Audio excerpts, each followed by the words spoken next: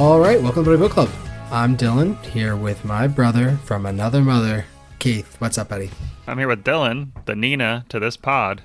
I don't know how that's true at all. Yeah, carrying the whole family. No, I'm way more like Jay, a little bit just, in my own way and just doing my own thing. And then you're going to come in my house and steal Caroline from me and put a baby in her.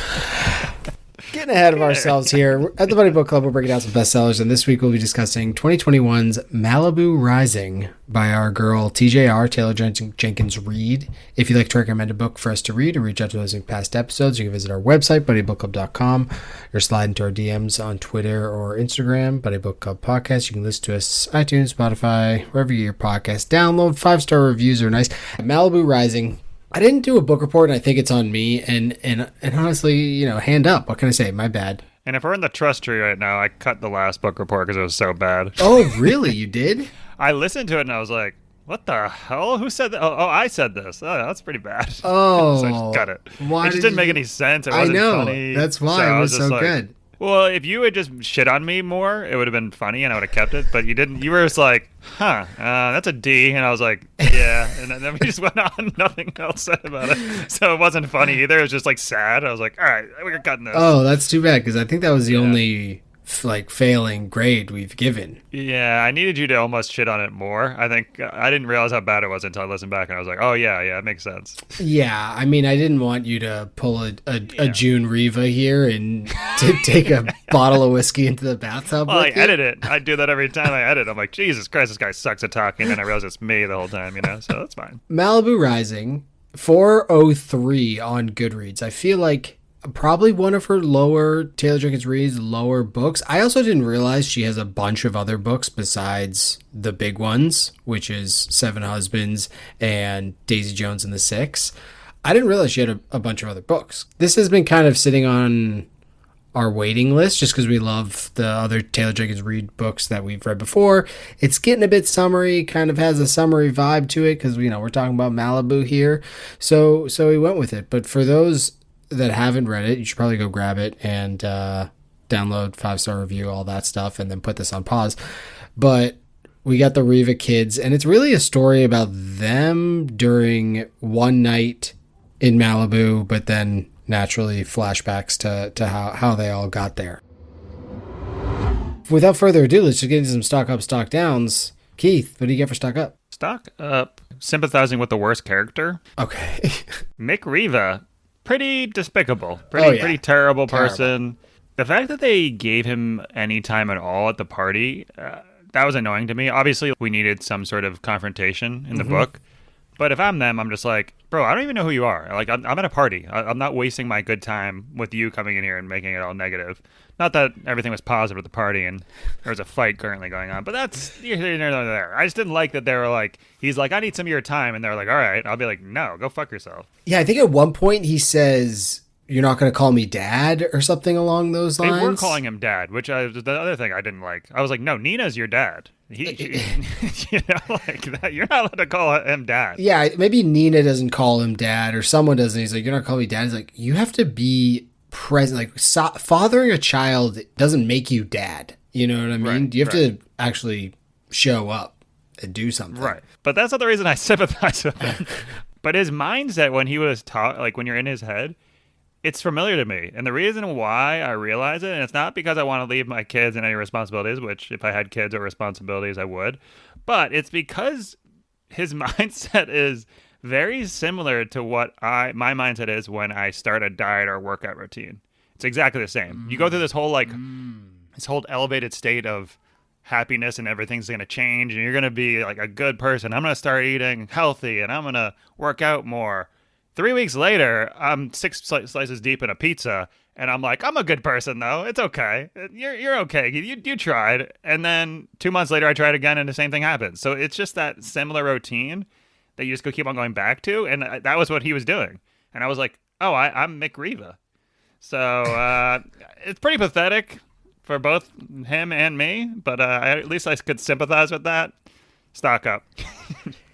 Interesting. Yeah, I could see where you're going with that, and it seemed like he felt he should be forgiven or let back into the fold because his mindset was, oh, I'm trying now. But like showing up to a party unannounced, granted, Kit did invite him, so I get that, but she's invited him every other time. And then his terrible excuses for how he just let Nina take over as custodian for the kids.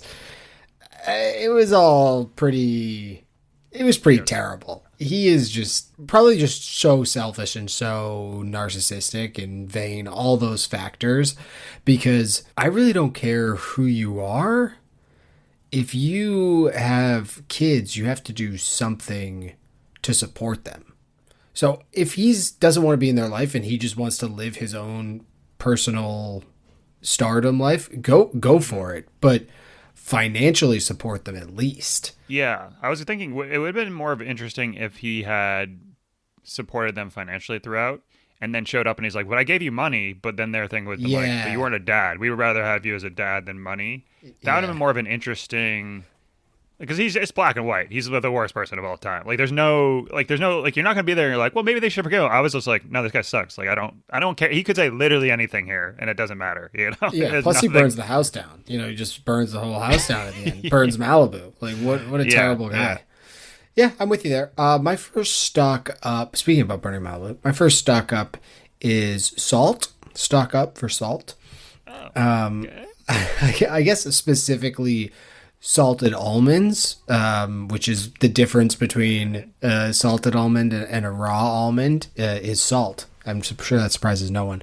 But one mistake by a hotel staff by putting out salted almonds instead of raw almonds for Carrie Soto has a butterfly effect that ultimately leads to Malibu being lit afire. Because if she had just gotten raw almonds, she would have never freaked the fuck out over the salted almonds, which would have never had Brendan, I don't remember what her Nina's ex-husband or separated husband's name was, but it would have never kicked him into realizing, holy smokes, this Carrie Soto is not for me. I got to get back to Nina, which then started the whole thing that eventually led to Mick Riva flicking a cigarette that night. So yeah, because he stole his car, which wouldn't have happened. Exactly. So it all came down to salt. You know, just if the other guy, Brandon, or I don't even remember that Dennis guy's name was, if he instead was so scared of Carrie Soto that he saw the salted almonds and sat there and licked all the salt off until they were raw almonds once again, everything would have been fine. But the salt is what did it. Also, who eats raw almonds? I was going to say the opposite. What? I eat salted almonds. Yeah, I have a bunch of raw almonds downstairs. You don't like it raw? I love it raw. Oh my God. It's just... What do you need? It's not peanuts. It's almonds. Almonds don't need to be... They're like vanilla flavored. Why would you put salt on them? No, they're almond flavored. But almonds taste like vanilla to me. Does that not taste like that to you? No, I think you're having a stroke. Well, that's neither here nor there. They don't taste like vanilla to you? No, like I don't almond think extract. Have you ever had that? That would taste like almond. Yeah. I don't know.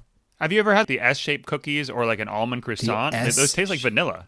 Yes, because there's vanilla in them. Yeah, no, that's because the almonds taste like vanilla. They're parallel. I don't know. I'm gonna go eat some almonds. I think all nuts are better salted. Everything is better salted. There's nothing that's not better salted. But you wouldn't want. Well, I was gonna say you wouldn't want something that's sweet, to be salted as much. But not like salted as caramel, much. I guess maybe. But even I make ice cream. When I make ice cream, you put salt in it. Oh. Yeah. All right. I stand corrected then. Fair enough. I do have almond butter, which we got because the baby were trying to get the allergens in her.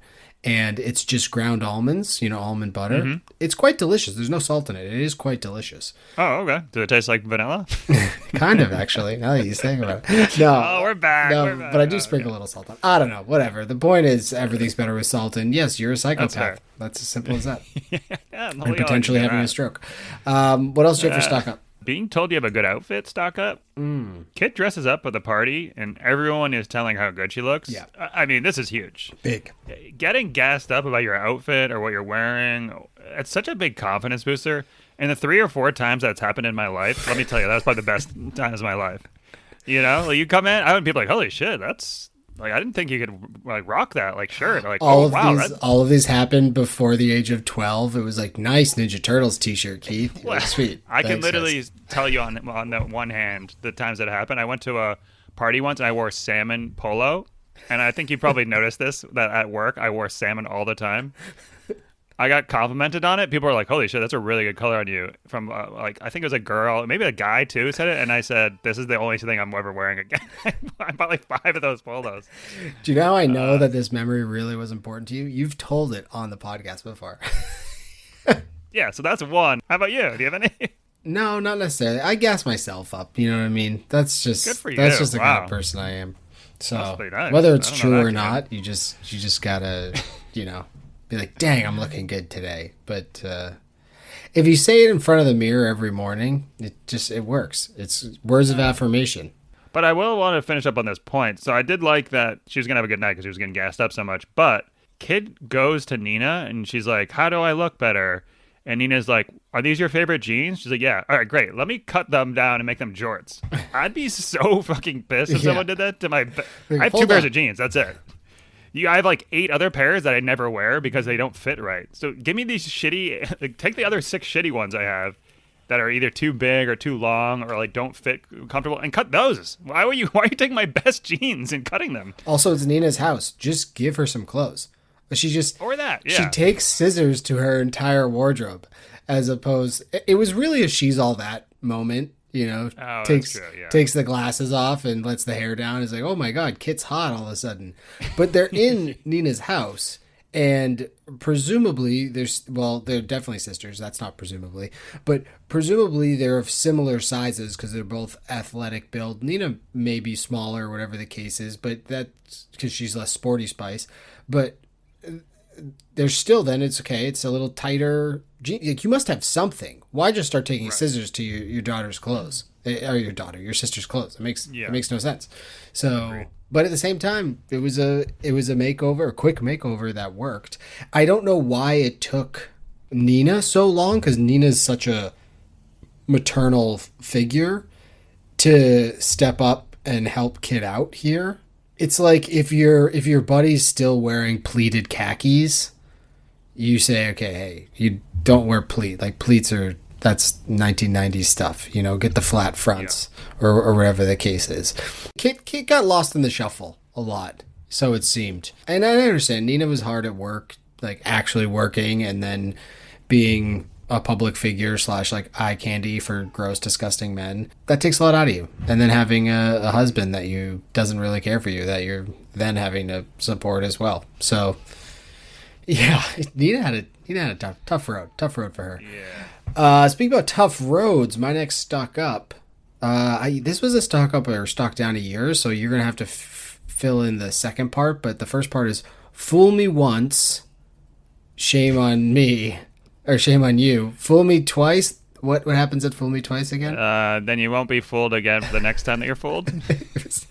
Yours was much longer and more complicated. But yeah, fool me once, shame on you. Fool me twice, shame on me. And that's, I hate to blame the victim here, but here we go.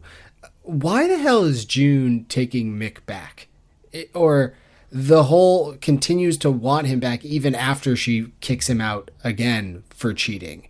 Are people familiar with the idea, like, once a cheater, always a cheater? And this guy who really has never shown you the love that you've shown him, why are you thinking it's all going to be good just because he wrote a song that was about you, like Sweet June or something like that? Nothing about his life. He missed the birth of his child to go for a concert. Granted, I understand he was still coming up in the world at that point, and it's a big deal, and there are NFL players or whatever the case is that will play in the game and then fly and get there. I understand it, but at the same time, he didn't do anything. Once again, we've already talked about how terrible of a person Mick is, but it just makes June's character, and I know we're supposed to be really like sad for her, and she's definitely a victim here. But she's also like making her own bed, so she's gonna have to lay in it kind of situation. How did you feel? How did you feel about the relationship in general? Yeah, no, I was more on June's side. I Well, think. I mean, obviously. well, I mean, I'm saying I'm more sympathetic to June than I think you are. You're giving her credit for. She has to raise 4 kids when they're all like infants, by herself. She doesn't have any actually money. She's also operating her own business while this is happening. She doesn't really have time to like find new love interests or like doesn't really have friends. It's a pretty lonely, terrible world. The idea of someone that your sweetheart was when you were in high school and coming back, who's a rich, famous person that you actually still have feelings for, coming back and saving you. Obviously, like she's going to hold on to that because there's no other way out of her situation. So But I he felt bad put for her her. into that situation. That whole situation Yeah, is well, what's because she of supposed him. to do? Well, Like, not take she's him supposed to back. like abandon the kids. No, just not take him back and not But what can give she him do another after the chance. fourth kid? What I can get she it. do? The second, she still wanted them back after the second time, which I see what you're saying. But what could she have done? Like, what's her next move? Well, you definitely don't. Sorry, kid, but you don't have another kid. That's for sure. Kid, when Mick Reeves walks in the door, kid, you're not stopping him. I'm sorry. What are you gonna do there? Oh, He's the dreamboat. Like, Yeah. what are you trying to do? he just walks in with one of those old style microphones, like crooning no matter where he goes. Fuck that guy. What else do you have for stock up? Stock up. Last one. Pressure creates diamonds. Oh, Or in this instance, pressure creates supermodels. Since Nina's like having the most pressure on her than any person. She's raising 3 siblings, dropping out of school, all these anxieties. I thought that like stress and anxiety like caused people to look less good and make them have wrinkles and health problems. But turns out you create supermodels out of pressure. I mean, there is some evidence to this. We all know that stressed out causes like gray hairs and things like that, and gray hair is the most beautiful version of hair. We all know that also. So that's super. Gray hair is the That most makes beautiful sense. version? Yeah, that's right. Yeah, Yeah. that's correct. okay, cool. And I was thinking about it too, like when you're in your 20s, young 20s, you're spending an irrational amount of money doing dumb stuff, and like you're putting pressure on yourself, right? During those times. Mm-hmm. But that is the best time, the most carefree you'll ever be. Now we're like in a better situation, but we have more responsibilities. We got to like respond to things. This is like we're getting ugly now because of that. So I think it's more that we need pressure of that she's adapting to, and not the pressure we have currently. Does that make sense? No, I it think makes that's- zero sense. No, it makes perfect sense. Yeah, thank you. Appreciate that. So the pressure of trying to support her family at a young age Yeah. allowed her to be hot. That's what it sounds like it happens, right? I think she was just hot, and someone happened to see How her. dare you? They have to work on. It's like being an athlete, like being hot. You gotta. Well, you definitely have to some of it's maintain for sure. Yeah, some of it's God given. People that are typically stressed out and like think of like football coaches, Mm-hmm. right? They're under pressure all the time. They're under scrutiny. They're eating like fast food every day. They're like not able to maintain an attractive figure for most part. Yeah. You know what I mean? Okay. So, but she has been able to do it. But they're under You see what I'm pressure saying? too. Yeah, but I don't know. Just don't worry about it. All right? Pressure creates diamonds. Yeah. All right. Yeah. Sure. I'm good for it. I like it. Cut that I'll whole thing, support it. Keith. All right. Anyways, I also think it's just creepy that people that go around looking for talent, you're just approaching teenage girls being like, "You're beautiful. Here's this is my LA. card." That's normal. I know, it's just so gross.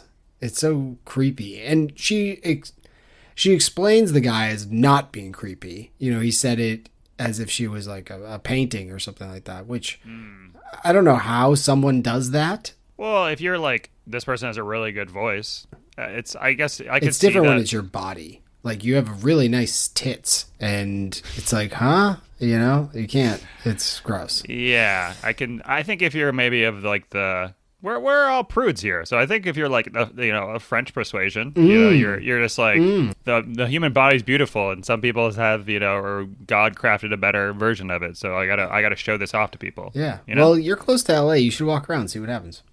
Well, I 'Cause told you you I got a got the lot gray of hairs pressure. out, so Yeah. I got the pressure's already turned my beauty out here. So My last stock up is specialty sandwiches. I love me a specialty sandwich in general. A place has a signature sandwich, I want in. It's on the menu. This is everyone gets it here. Specialty sandwich, cool, great, lots of fun stuff in it. But the sandwich at Riva's Seafood, Gross. I'm not so sure about it. Gross. Fried clam strips, cold shrimp, cheese, and tartar sauce on a roll. So I assume the fried clam strips are hot because they're fried. Then the cold shrimp, which in general I'm okay with hot and cold things on a sandwich or anything, but like these don't glue together. And then talking about glue, you got cheese as the glue and tartar sauce. Is that for you? Absolutely not. I thought the way that they first described it was like it's just a bunch of fish things thrown together. That's how I first created it, and I was like, yeah, that sounds awful. Like, what? That's gross. Yeah, it seems like if you're at a, and I get the idea, you're at a seafood shack, you know, you have carte blanche to do whatever you want, then make something creative, but this don't seem like it. Because you can also get the fisherman's platter, you know, which is the fried clams, the fried scallops, and the fried shrimp. If you want to throw all those together on a roll, I'm okay with it because you're kind of eating them all together in a patty anyways. But yeah, and also clam strips. Come on, people, get the bellies. It's all about the full. You want that hot juice in the belly coming at you when you're getting the fried clams. At least that's for me. But as I recall, you once submitted an idea for a signature sandwich at the cafe that we had at the office. Yeah, that's right. and as I recall, it was a turkey and cheese with. Oh, whoa. Hold on. Let me just finish, then you can correct me. Yeah. It was a turkey and cheese with honey mustard, and it was called the Everyman. How much of that is accurate? I think it was chicken. With cheese and honey mustard. Yeah, that's right. And it was bacon. And bacon, oh, of course. Yeah, club. It was a club. Yeah, and it was called the Everyman, right? Yeah, that's right. Yeah, so the premise here for those listening was the company had set out, like, we're going to put a new sandwich on the menu, a specialty sandwich. Everyone submit your ideas. And Keith thought it was the greatest thing ever. And it was the greatest thing ever. Yeah. What do you mean? And everyone tried everyone's thing, and people were like, well, yours is obviously the best, but we can't have this one win. Yeah, I was like, wait, what? Exactly. Because everyone put all this highfalutin stuff on there with tons of ingredients, and Keith presents a chicken sandwich with cheese and bacon and honey mustard and says, this is it. It's the Everyman. We've had this discussion before, and I think it's went the exact same way, but this is I'm rewatching Parks and Rec right now, but this is the exact same example of the health nut on there. It does like a turkey burger, and he puts like 17 ingredients in it. He crafts a special sauce. He has like arugula, you know, it's all this like accoutrements on this thing. And Ron Swanson, who I have based my life off of, shows up. He says, "Here's a burger, nothing on it." He goes and gives it to people, and everyone's like, "This was way better. This is 1,000 times better." That was what I did. Yeah, but no one wanted to vote for it, kid. It's a travesty, honestly. I think I voted for it. I liked it. You. Yeah, all right. But yeah, I remember it, and you were like so smug, you know. I was smug. Not like I don't know if that's the right word. You were so sure that this was the greatest thing, and well, it's like fighting for a principle you believe in strongly. Yeah. And then being proven wrong, right? And then also been proven wrong. Like, people are like, well, we would agree that this would be way better and this is the right decision and you're completely right, but we still have to vote against it out of principle. So that type of thing makes me the most angry and smug. Yeah. So, yeah. Fair enough. What about stock downs? Modern day parties, stock down. What is a modern day party? Like the parties today. Yeah. I mean, in our late 30s, I go to like a barbecue here and there. So I don't know what you're talking about. That's what I'm talking about. Either way. Yeah. Either way. Just parties in general today. The 70s and 80s were simpler times. You just mean there's no Coke platters. Let me get it out. No phones, no invites, just good vibes and cocaine passed out on platters, kid. Is that too much to ask for? What are we doing here? Couldn't happen today. For shame, sir. For shame. Yeah, that's all I have from that. That's a good point. I had a similar stock down, which is house parties at your house. That's a big stock down. Who doesn't like a house party over... I mean, I know we're of the same mindset. Like a house party over going out to a club or a bar or something like that. Just so much better. Especially if, you know, the right mix is going on of things to do, whether that be some flip cup going on, maybe some yard games... People that want to be involved in that kind of thing is what I'm looking for. So I'm not talking like you go to a house party and there's, finger sandwiches that have like roasted red pepper on it. I'm not the everyman, but like, I'm talking like a house party. The only problem is when it's at your own house, and I know this from like experience, like in college when we'd have them, the next morning is terrible because you've had a great time. You're not driving or whatnot, so you imbibe fully, and then the next morning you step out of your bedroom and your feet stick to the floor, and you're like, oh no. Now I'm hungover and I have to clean this entire place up. Granted, there weren't any chandeliers in any houses I was in, so people weren't swinging from them. There wasn't any firearms, so people weren't shooting them. There wasn't any fine china that people decided to use as frisbees or just intentionally smash on walls, so we're good there. I did go to a house party once where someone upper decked the toilet. I think that's wild. Yeah, I think you told me that. Yeah, your friends are animals though. They're spitting on people, shitting on. This is an acquaintance. All right, this wasn't like a friend. Okay, it's not like I was. That's what you say now. Doing a speech. Best at friend his at the time. But yeah, house parties at your own house, stocked out. The Riva party, that's something that you would have wanted to be present at throughout the entirety of it, or just before it got crazy. Yeah, before it got crazy. I mean, the problem was the people started throwing the plates and shit. What are you doing? Like, not only is that not that funny or cool, it's someone's actual plates, and then also that's dangerous. It's just going to ruin the party. People have to like leave the house. It's like, I can't walk around here. There's glass everywhere, or like, stuff that's going to shard and break off. Yeah, it doesn't make any similarly sense. with swinging from the chandelier. I mean, cocaine is a hell of a drug, as has been well stated. So, I guess that's what caused it, but. It just seems there's like men there, kids. So the men in this book, and every book that TJR writes are not like the best. If you're the average man in her books are like the shittiest people I've ever like.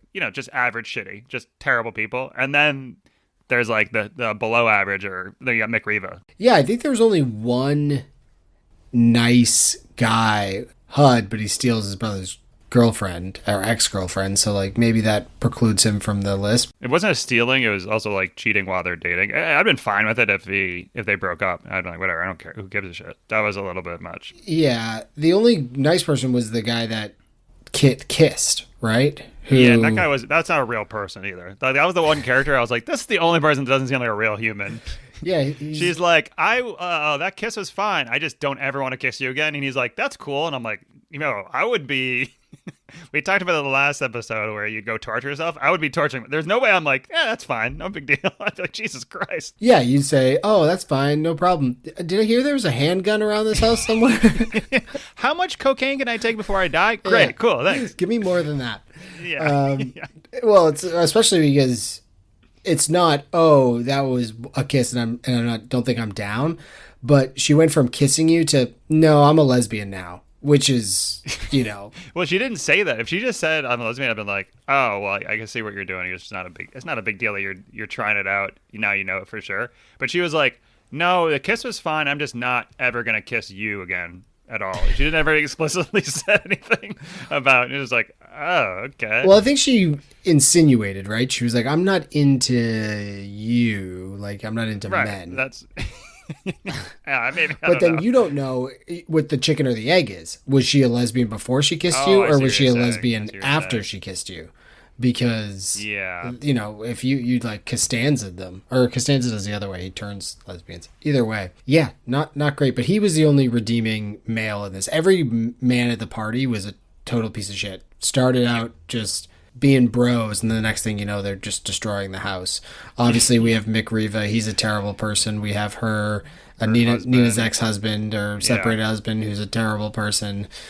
And Jay was the worst of the kids by far too. So Jay was terrible.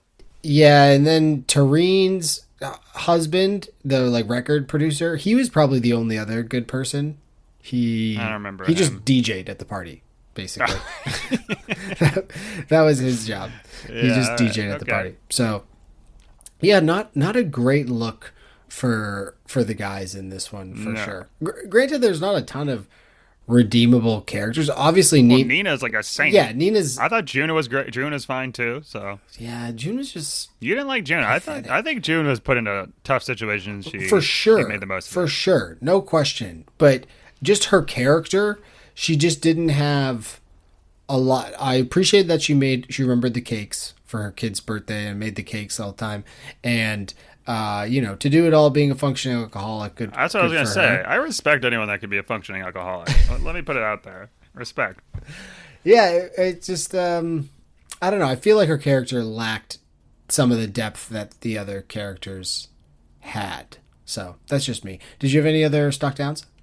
No. My last one was therapy. Stock down. Okay. Who needs it? Just grab a longboard instead and hit the waves, bruh. Simple as that. So your dad left you when you were born and you were raised in destitution by your alcoholic mom who eventually accidentally killed herself, and now you either are being raised by your sister, or you're the sister and you're raising your siblings and you have no money and life's extremely stressful. Just grab a longboard. Simple as that. You don't need to deal with your trauma any other way. Hit the waves. I assume you're doing the shaka right now, as you're saying. Yeah, I am right? shaka bra. Okay, yeah. But based on 100%. my extensive research, a longboard costs around like $800. It's under $1,000. Really? Yeah. Is that expensive? Yeah. Jesus. Well, they're technical. How much did you think it would cost? I mean, I'm sure you can get one for a couple $100, but I guess I don't even. Yeah, I guess I didn't. I would think. Oh, you get a cheap one for like $150. yeah, you I probably don't know. could. But I'm trying to do a comparison. So like, if you get a nice longboard, because that's what you're going to be doing, $700-800. That's like 4 therapy sessions. Therapy's like $200. So it's like, I see what you're so it's saying. like Yeah. 4 sessions. You're barely scratching the surface of your trauma after 4 sessions. You're basically haven't even opened the tissue box yet. So instead, you can take that $800 and you have unlimited use of the ocean, and you just hit the waves, and you never have to deal with your trauma, which is basically what all of these kids did, and to seemingly pretty good success. Most trauma is like hidden, right? This is not. It's pretty obvious. She's just like hitting the waves, being like, "My dad sucks." That's it. Therapy session over. Easy peasy, lemon squeezy. I think. Yeah, I don't know if most. I have no idea. What do we know? I don't know if it's necessarily like hidden or if Yeah. it's there, but working through it can be the difficult part. Yeah, that's the same with a wave. Working through it's difficult. You gotta. Yeah, exactly. You got to hit that pipeline, bro. You got to Yeah, hit that yeah. tube. So yeah, you don't need therapy. Just grab a surfboard, basically, and you have to. I mean, you have to live close to a beach, I guess, or else Yeah. if you grab a surfboard in Omaha, Nebraska, you might not be getting exactly what you're looking for. Did you have a favorite part of Malibu Rising? I've never a particular scene or part. I think just the culmination and the buildup. I really liked it. I like any sort of, oh shit, we're coming to the climax, the peak where everything meets. And we all knew after like the 3rd or 4th chapter, I was like, oh, so her dad's coming to this party at some point. Like I knew that was happening, and that was fine. I just loved the buildup. I liked the sequence. I did like how we kind of were able to get into every character's head, or at least kind of understand where everyone's character is coming from. Really just appreciated that breakout. So not a particular scene, but just the format. Were you thinking at all during the book, like who's going to start this fire and how is the fire going to get started? Was that at all going through your head? Because the opening, they talk about how Malibu burned all these different times, and then it burned this one night of the party, and I didn't catch that. I knew the burning thing was an analogy, and I was like, I'm sure there's smarter people that at a real book club would tell us what that means. But yeah, nice. I didn't know that. No. I think it's like when you get an STD, it's like it's burning, like its crotch is burning. Yeah, but you go to the doctor, get that all cleared up. That's easy peasy. You would know. You would know. Yeah, for me, I don't know favorite part. I thought about it a lot. I'm not just like, oh, I'm showing up here, but there wasn't really like parts. It was a very interesting book for me, where I'm still kind of trying to figure out how I feel about it overall. And I think probably once June died, that for me was like, oh crap. So this is kind of why Nina is the way she is, that we've been, seen up to this point, because then she goes through having to be a parent to all these kids and basically take it on still being in high school or having to drop out of high school so that she can do it. So I think that part was interesting, at least to me, where like that was like the point of the story where it kind of shifted. And then part 2 being the entire party. I thought the party was fun. It's always cool in TJR books when she just name drops celebrities, like real celebrities with fake celebrities. I don't know why, but for me it works where it makes it seem realer, even though we know it's not real. So I liked the party. It was obviously absurd and like totally got out of hand, but I kept reading it. You know what I mean? It kept me glued. So I think both. What's funny is I think she'd be like an incredible sci-fi writer because she's such good at world building. Like she creates these characters in this world that are somewhat real but not real. You know, where it's like, oh yeah, that makes sense. So I think she'd be like great at that if she wanted to. Mm-hmm. So Jay's thing was weird. His heart thing. I don't know why I just thought about that, but it's kind of an unfortunate wrinkle. It's like this, like the Achilles heel for this pro surfer. Maybe that was to like be like why he's actually mad at his brother. I don't know. There's probably some symbolism there, right? Because I didn't understand why he would be that upset with. At one point he's like, and then he was heartbroken. I'm like, heartbroken? Would you be heartbroken? You'd be upset. Heartbroken would be like if this is his love of his life, and he found out. Well, surfing is the love of his life, and he can't surf anymore. So maybe he's taking his anger out on. Maybe that's what it is. All right, we are smart. Speaking about these characters, did you have like a best character in this? You know, maybe a favorite sibling, and if you have a non-Riva honorable mention, I'll allow that as well. I mean, you already said you didn't like it, but I thought June was my favorite just because I felt bad for her. And yeah, then that's I thought a pity party. Yeah, that's right. I also thought the character of Malibu was a good character. Oh, look at this guy! You see that? Look at this guy. Who I really appreciated is the guy that showed up. He's kind of a dork. He's a nice dude. He was actually probably the best guy in the book, now that I think about it. And he just went up to some girl, and he was like, hey, like, I'm this. And they're like, you know what? I really like you. And then he's like, I brought 17 kilos of cocaine. Yeah. And I was like, this is a nice guy. That's all he's about. He wasn't trying to drug people. He was just trying to let everyone have a good time, and he wanted to be part of the party. Yeah. And I really appreciated that guy. That's a good guy right there. I think we don't get enough love for Wendy either, who worked for Riva's Seafood. I presume, stinks like shellfish at the end of every day. Wanted to be an actress or something, and it didn't work out for her. And this was her whole dream, and her dream didn't work out. And instead of going into drugs or whatever the case is, she said, I'm going to go home back to Nebraska, wherever I'm from.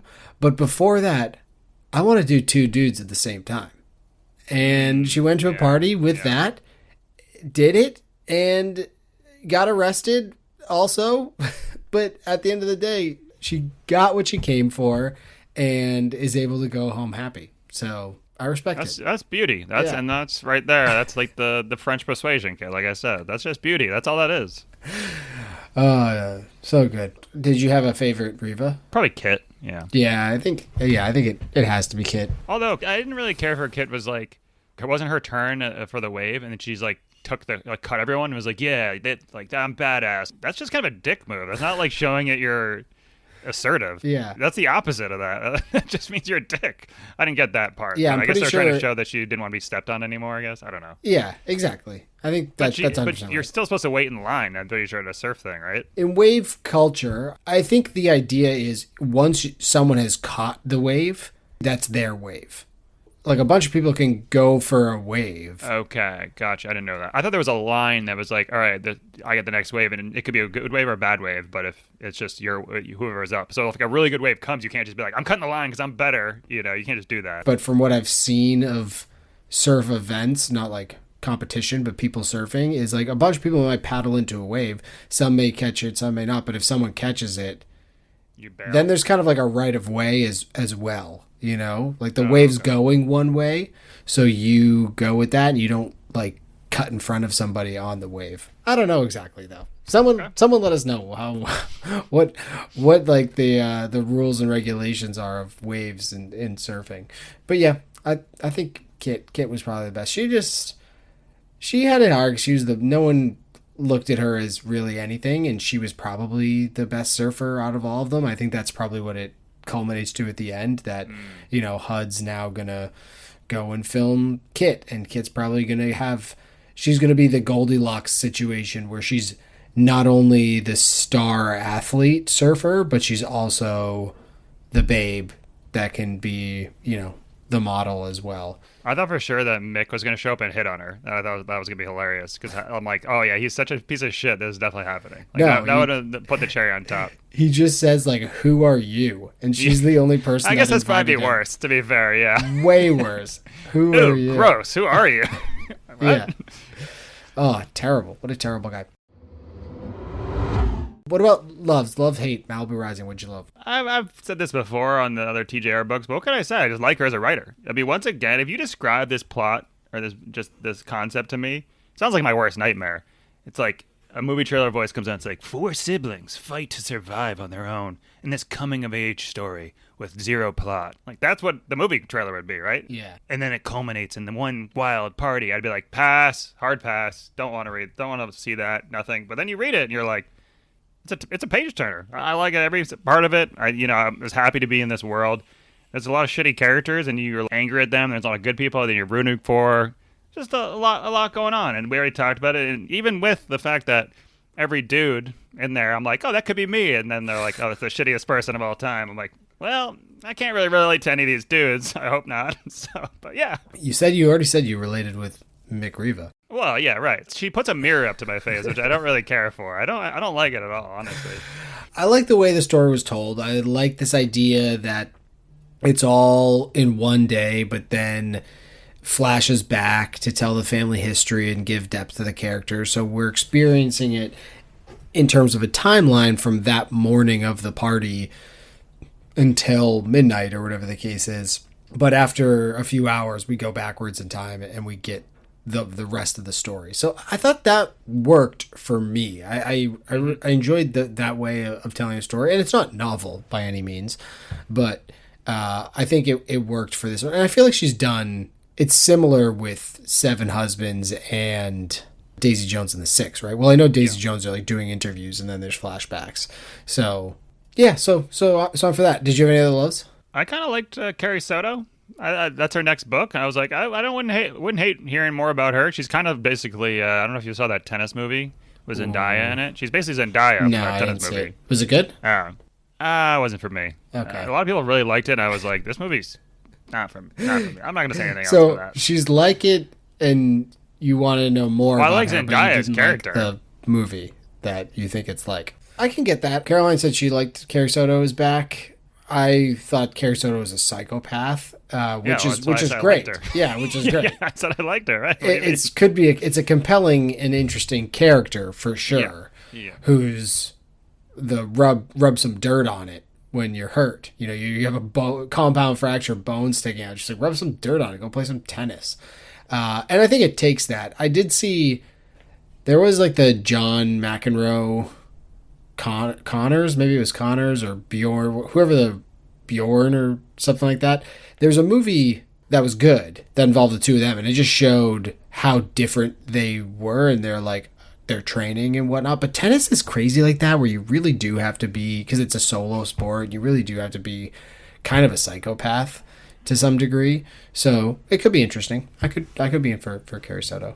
What about hates? She calls back Celia St. James, who I like to call back for the other books, but I remember hating Celia St. James, so that's a hate right there, right away.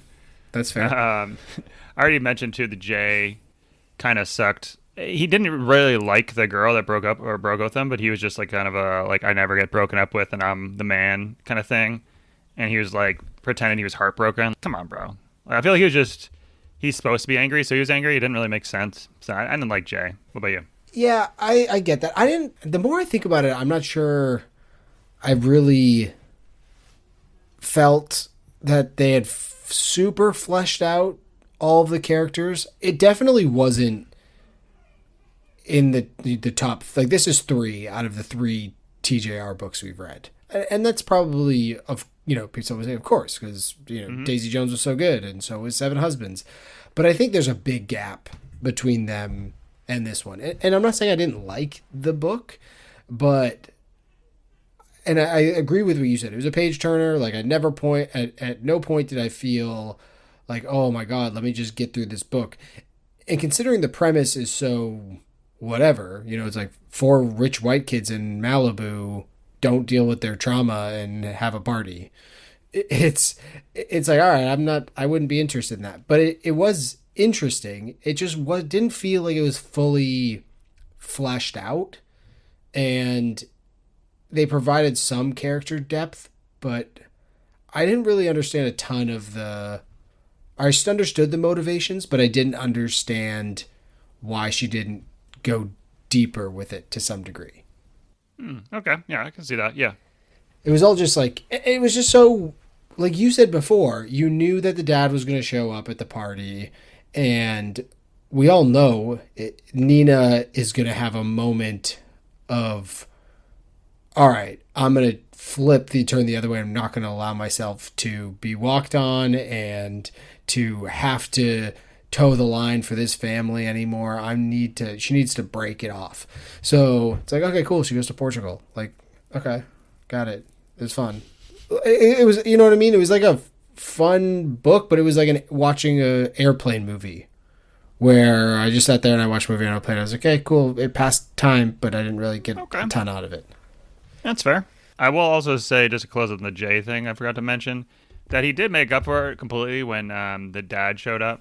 And the dad's like, something about like, Jay can't be mad at Hut or something like that. And Jay's like, yo, shut the fuck up. Like, Hut could sleep with 10 of my ex-girlfriends, and I'd still like him more than you. And I was like, oh, fuck, that's bars. Yeah, that's a line. There you go. We're back.